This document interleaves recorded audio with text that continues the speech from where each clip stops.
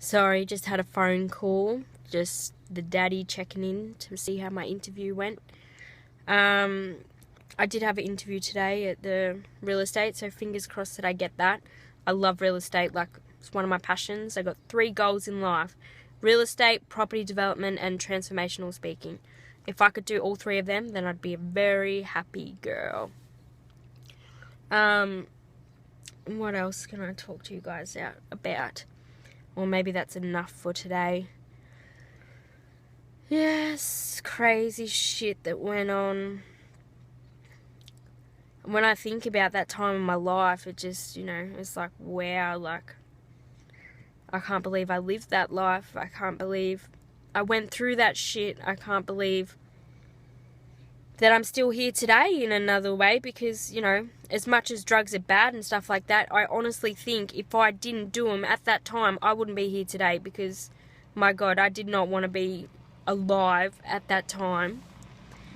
But I guess it just gave me stalling myself just to keep living, just to keep finding hope that things were going to be okay in the end, that don't give up because eventually you'll get out, eventually things will be back to normal, eventually you'll have your life back. But I'm finding it one of the hardest things to do is to live a normal life again, like to get up each day, go to work, make a living, go home, just normal things, kind of seem hard because it's like I know so much and I've seen so much in such a little time in my life that, a lot of people got no idea what's going on behind closed doors. And I ended up in a psych ward. I went to the cops and I ratted out corrupt coppers, meth labs, drug dealers, cooks, child pornography, fraud, identity theft, fraud, everything like that. Like I ratted out heaps of people and stuff, and they won't find out and shit, but they did. They found out, and I guess that's something, I don't know, kind of ticks on my mind that I ratted and I knew I shouldn't have, but I did. I went to the cops and I told them everything about everything that I knew. And some people you did the right thing and stuff like that, but did I?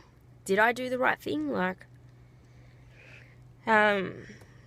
ex, when I was with him, he got sent a message and it was from the police thing, and it blocked his phone, and it said about child pornography, that he'd been busted. And at the time I just, I didn't want to believe it. I didn't want to believe anything, so it kind of just, crossed my mind, it's just a fraud, someone's just, you've been onto a wrong site and they've just sent a pop-up message or something. But now I can see it, now I can see, things, one of his friends left his phone there one time and I thought it was his, and I went through it and it was set up in a girl's name, and the name that was set up, I looked it up and stuff, all the email addresses and everything like that. I quickly went through it and I was like, what the fuck?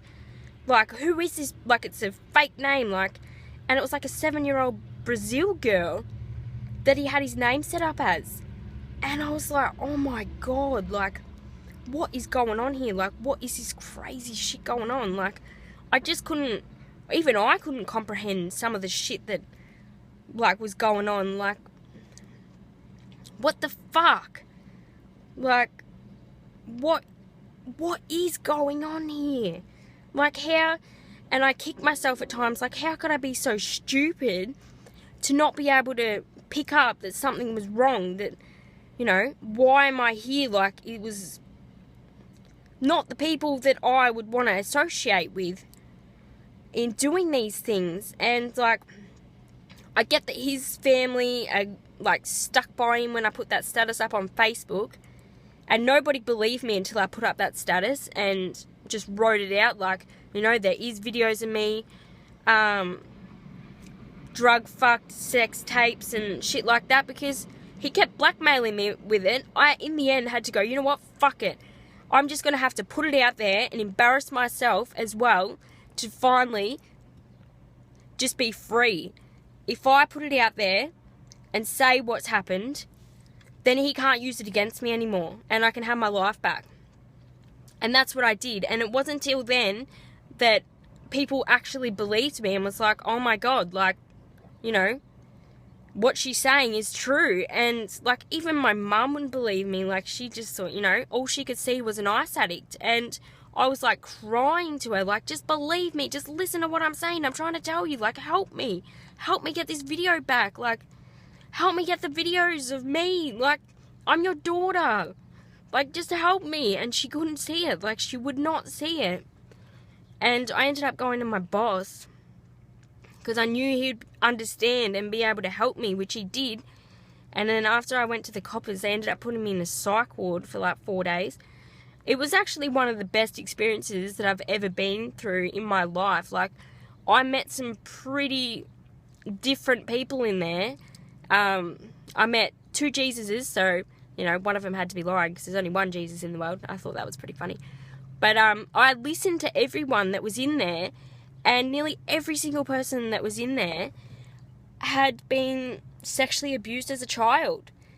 And, you know, just if kids were to know at a young age that, you know, people can't touch you like this, if they do, tell us. No man or woman should touch you in these places, and if they do, then let mummy and daddy know who they are, what they did, and just speak about it, because all of those people in there, that could have been avoided if they had that knowledge when they were young. I know we say don't tell kids stuff like that because they don't need to know, but it happens in everyday life that we should be speaking to kids about this stuff, because it could happen to your kid. And if it was happening to your kid, you would want to know what is going on, who's fucking doing it, so it stops.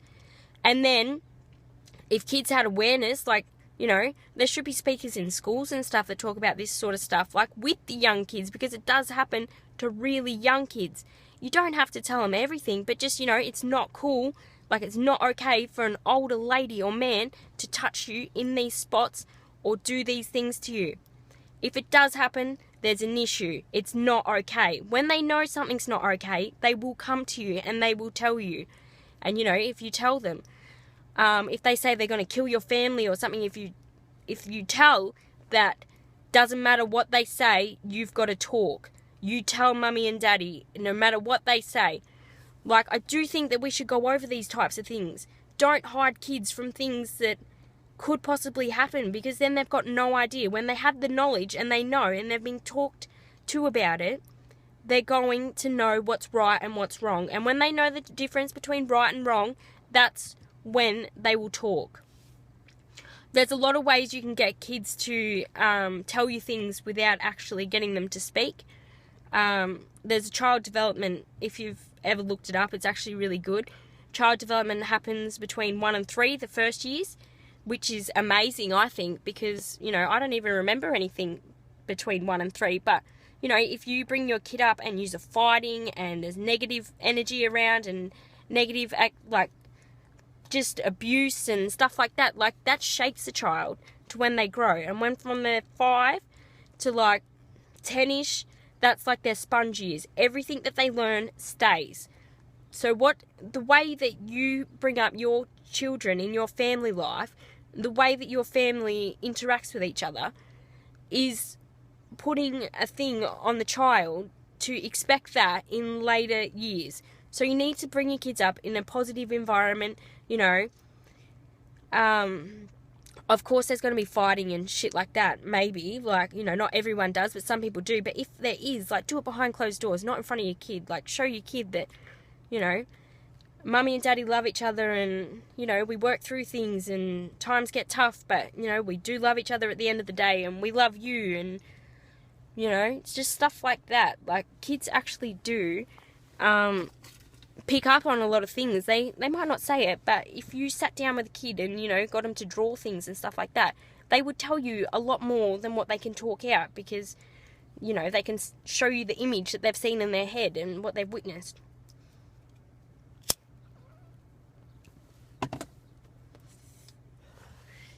I think people underestimate kids a lot of the time. Like, you know, we can't tell them this, or we don't want to put too much pressure on them, or they're too young for this knowledge. And I don't think so. Like, I know my boss, one of my old bosses, tells his kids, you know, like, you know, it's not cool if someone touches you like this, and he just tells them straight how it is, and they know, like, no one can touch me like that, because I know that they're not allowed to. And I think that's a really good thing. Like, you can't baby your kids. Like, I know they're your little babies and you love them and you want them to stay young, but you got to tell them to keep them safe. And I just hope you listen to that, and like, that does make sense to you, and you do think about doing that, because, you know, awareness is the key for everything. If you understand it, if you know it, you know right from wrong, then it will help your child and your relationship with your child, like opening up and talking about everything. It will help you in the long run. Like, I do think as a parent, you should be there as a friend to be able to talk like a friend, and like have that relationship as a friend, as well as a mother-daughter or a mother-son, father-son, whatever. Like, having that relationship as well, that you are open and you do talk about everything, and there is no like mixed emotions, hidden feelings, or keeping things from one another. Like, no secrets, just speak out. This is how it is. Like, you know, we're family. We should know that. Here comes my little sister. We should know that, you know, this is what's going on in our child's life, and it's okay. Like, you know, whatever's happening is happening. Breezy, come here. What? This is my darling little sister. She's had an eye-opener from my life, haven't you? Big eye-opener. But it's helped her in a way, so she'll definitely stay away from guys with video cameras and drugs and shit like that. So at least I know I've helped my little brothers and sisters out. Okay, I'm going to school. You going to school?